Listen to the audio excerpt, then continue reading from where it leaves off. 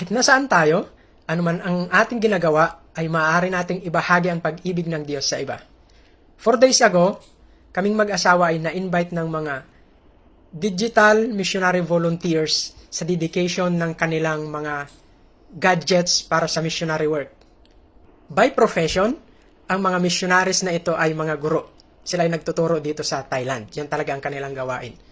Pero sa kanilang free time, ay inilalaan nila ang kanilang mga sarili para maging digital missionaries.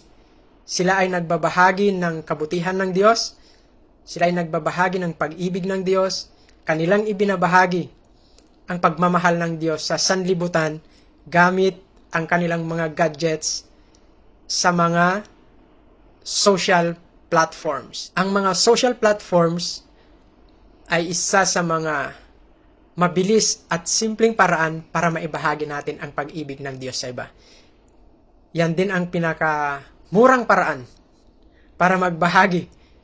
Hindi mo kailangan din ng napakaraming effort para mag-share tungkol sa kabutihan ng Diyos sa atin. Gawin lang nating intentional ang ating pagbabahagi. Gawin natin ito regularly.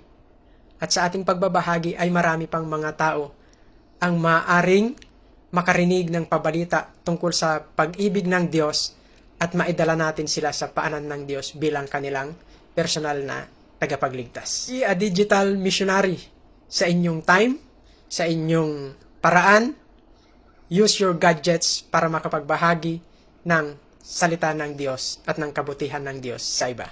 Ang sabi sa Matthew 28:19 and 20, "Therefore go and make disciples of all nations, baptizing them in the name of the Father, and of the Son, and of the Holy Spirit, and teaching them to obey everything I have commanded you.